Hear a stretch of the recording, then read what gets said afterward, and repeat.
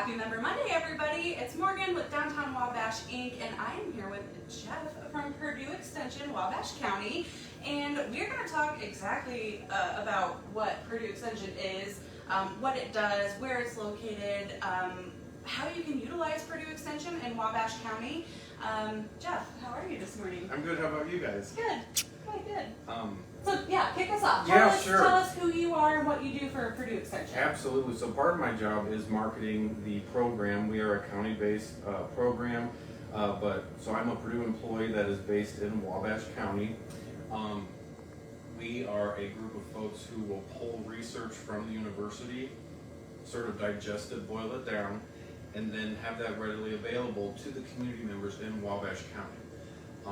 So for instance, poison hemlock has really been the hot topic the last few weeks. Mm-hmm. So I've got my documents from the university that I'll read, and then if people have questions, I'll say, well, this is how you control it, this is what caution you need to take, make sure that folks really understand, hey, someone probably has already done the research. So we're kind of phasing out in April and May. I get a lot of gardening questions. Well, yeah, you need to start your tomatoes back in February, make sure you water properly, things like that. And that's what I do as the Ag and Natural Resources Educator with one-on-one things. So feel free to contact me, because that's something where, if we can have a dialogue, I'll try to give you what information, Sure, so that you can apply it to whatever your ag or natural resources issue is. it sounds like this would be a really great tool, a resource for people who are just like starting to dip their toe into like home gardening, their landscaping even, and you provided the excellent example of poison hemlock. I've never seen it, but it sounds terrifying. It's something where we have the information, and we just have to treat it like poison ivy. But yeah, so I have worked with folks who've never gardened before. I've worked with folks who've gardened for 10 or 15 years, and then I've worked with the folks who've gardened for multiple generations. So we try to cater to our audience. I do work with Huntington County for the Master Gardener program. Okay. That is a 3-month-long class series where we talk about turf and soil, vegetable gardening, fruit gardening, and all these other related topics.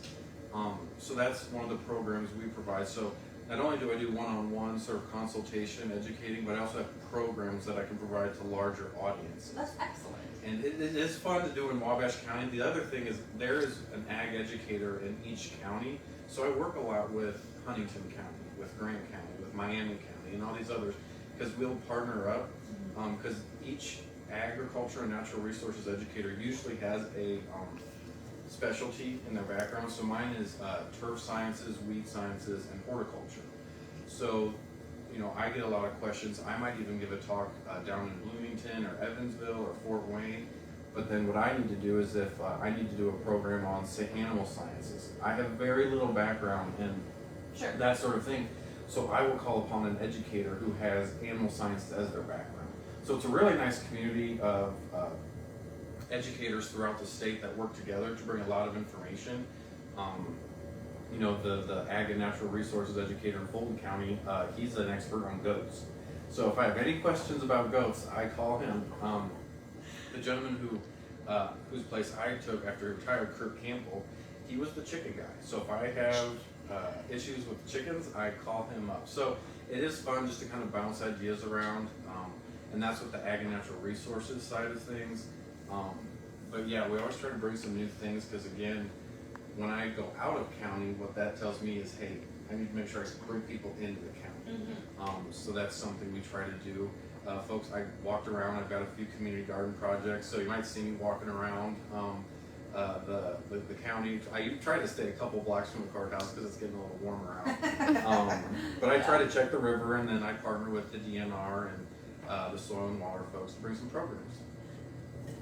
How many of you that are watching or will watch later, how many of you knew that this resource was right here in Wabash County and even multiple counties throughout the whole state? I mean, that is like the treasure trove of rural agriculture, the area, the landscape for Wabash County and surrounding counties. That's so cool. It is fun too in Wabash County, because I've got some farmers who I enjoy all the farmers, I enjoy all the homeowners with landscapes. It's just a matter of people either know about us and really utilize us, or they have no idea, because we're a really good starting point for folks who want to get, like you said, kind Sure. of beginning with gardening. But then I get some very well tenured farmers who say, hey, I've got this issue with cash rent, can you help me out? So yeah, let's go figure out, and we'll kind of get a discussion going. So it's a very broad sort of program, but you know, with the funding, how it works out, you know, I serve Wabash County, so that's my job, is to help out stakeholders within the county. Oh, we love people who are devoted to Wabash County. And I will say, so my title is an educator, so it's purely, hey, let's figure out some options. I can't really advocate for one specific company or one specific practice. A lot of times what I'll do is I'll give publications to folks so that they can answer their questions through literature. Mm-hmm. But I'm not against saying, well, if this was my property, this is what I would do. But you don't have to do that, because at the end of the day, it's the homeowner, it's the farmer, it's whoever owns that property or is in charge of that project that's going to, you know, either apply those or not apply those. So. Okay. This is so cool. I'm even just in this Member Monday, I'm learning a lot, and we even did a little prep beforehand, and I'm still absorbing all this knowledge. I feel Well, like. and we're working on our outreach, so we really appreciate you guys letting us have a booth at the farmers market. Yes, put that in your calendars. The next 2 farmers markets, I believe. I don't Next think 3. we usually Multiple. we usually do one farmers market Okay. a year, and then we'll do a first Friday Okay. next in October, I think is when our schedule is. But anyway, so Gotcha. we're trying to do some of that outreach because we have a good time there, and the dialogue usually is, have you utilized Purdue Extension Wabash County? And a lot of people just look like deer in the headlights, and then we say, well, this is what we do, this is what we provide. I'm only providing really the ag and natural resources side of things. Mm-hmm. But yeah, our 4-H educator and our HHS educator, their programs are just as big, just as diverse. So, yeah, that's something where we try to do that at the farmer's market. And then there are people who know us, and it has been nice. I've only been in this position since December of 2019. So I don't really count the COVID years, because I had to do everything remotely. It was hard to make connections. But I am noticing with the 3 of us here with our retention, new people are starting to recognize us and say, hi, how you doing? It's good to see you.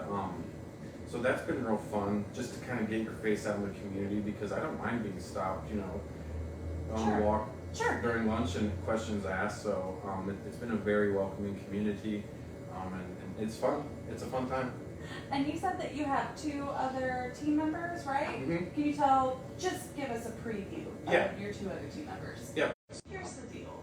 I just, reflecting as you're speaking about these things, all of what you're talking about from an educational standpoint between you, Jesse, and Mindy, these are all very trendy right now. But there's access to proper education, proper resources and research that you could be doing to make your trendy lifestyle an educated trendy lifestyle, like gardening and landscaping and the budgets. You mentioned budgets. Oh yeah, and make sure 4-H. make sure you pick Mindy's brain on the budget thing. Yes. But because I will say one good thing that came out of COVID is a lot more people started gardening, and you know, between the farmers market, all the produce that's there, it doesn't hurt to be self-sufficient and grow some of your own stuff. Sure. It does help, and for me it's therapy. I don't know if some other people. I have one basil plant, and she is my pride and joy when I come home. I've got plants kind of all over the place in here, so.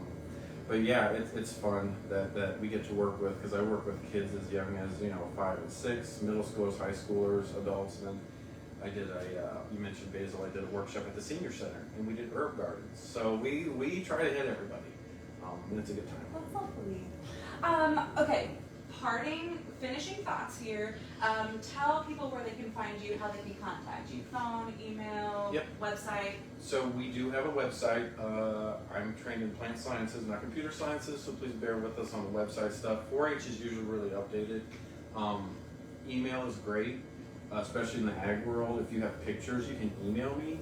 That's outstanding, because I try to do things as much as I can without traveling too much. So email is good.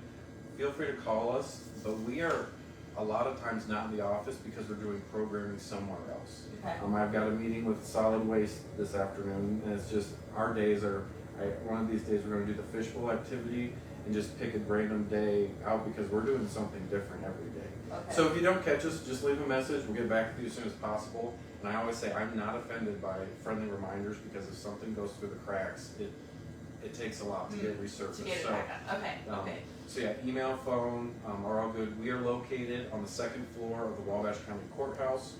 Our office is open from 8 to 4 every day except for major holidays. Okay. And we try to keep everything updated on Facebook. So go ahead and go to Facebook and like our page because if the office closes for some meeting or something, we'll put that on there. I've even found your guys' contact info just by a quick Google search, Purdue Extension Wabash County, and it takes me right to the page. So this was awesome. I learned a lot. I hope you guys learned a lot. Thank you so much. Hey, no problem. And yeah, appreciate it. just let us know if you need anything. Okay, we will. All right, see you next week with another member of Purdue Extension Wabash County.